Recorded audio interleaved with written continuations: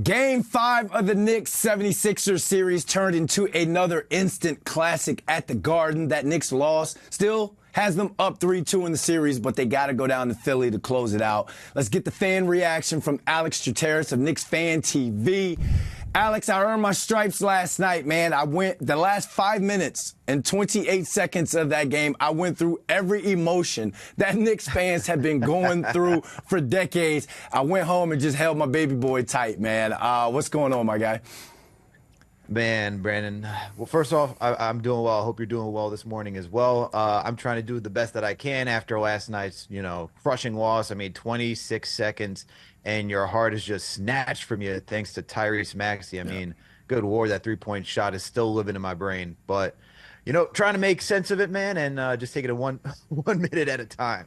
Maxey had himself a Reggie Miller moment on the night to tie it up. I'm anxious to hear your reaction to not only the shot, but just to the loss in general. I mean, the shot, you got to tip your cap to Maxey. I mean, that was an incredible shot. The way he was performing last night and really through the series, it's tough to guard him just because of his elite speed and agility. But yesterday more so, I would have liked to see, and you see that Tibbs was screaming to McBride to foul Maxey before he got up for that three-point shot to tie it and take it into overtime. But, it's just difficult because you don't want a guy who's that hot taking a shot because at that point, especially in the second half, everything was falling for him. So you didn't want to give him any space. Now, looking at this loss, it's tough because this series has just been a hard-fought battle, every single one. And the Knicks, for the most part, come out slow. And so to see the Knicks just finally seem like they had control going all the way into the fourth quarter with 26 seconds left in that game, you thought, okay, we finally get the game. We finally are going to close it out. We'll move on to the next one. And you get these guys some much-needed rest because you lose Bojan Bogdanovic. So they need as much rest as possible if they're going to win the series and move on to the next round.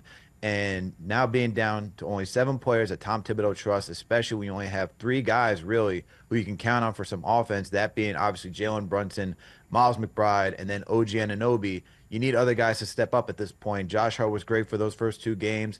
Obviously, that's not his thing to being a prolific scorer. But, the thing that I look at for this game and why the Knicks lost is not only costly turnovers, poor decision-making in the end. It's something I've been saying this entire series. The Knicks win these games if they win the rebounding battle. Last night, they lost the rebounding battle as they did when it came to Game 3. So the Knicks need to get back and control the glass if they're going to win these series because, as we see, both of these teams are not shooting great. They're relying on their top guys in order to get points. So the Knicks got to get back to controlling the glass if they're going to win this series and finish it out in Game 6. One of our producers brought up the stat this morning. That marked the first time in NBA postseason history that a team hit a shot to go up 6+ points with under 30 seconds left and lost that game.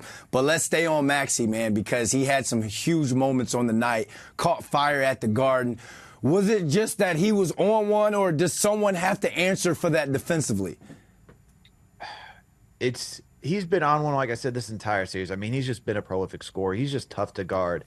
But you're not going to have, an answer where you just completely stop Tyrese Maxey. He is an all-star, bona fide star at this point, rising superstar the way he's performing right now. So you're not going to stop any of these superstars, right? I mean, when they have a bad game, you take that and you run away with it. As we saw last night, Joel Embiid having a horrible game, you would think that the Knicks were going to take that opportunity to run away with it. But for Tyrese Maxey, you're not going to completely stop him, but you need to do everything in your power to contain him. And whether that's Mitchell Robinson, if he's being switched onto him to guard from the perimeter, that's a good thing that you can do is guard the pick and roll. Whether it's McBride being out there just trying to slow him down, you just got to figure out ways to make Maxey uncomfortable. And I think that's just the game strategy moving forward. It's going to be difficult to do just because of his talent. But look, last night he went absolutely dummy, 46 points, absolute stunner. But is he going to do that again? Is he capable of doing it? Obviously, he's capable of doing it, but you just got to slow him down and make sure that you can contain him. You can't let him go for 46 points. On the flip side, Jaylen Brunson had himself a solid night, 40 points on the night. But they're not getting anything else from anyone else when it comes to scoring-wise. Are you worried that Jaylen Brunson is having to do too much scoring-wise?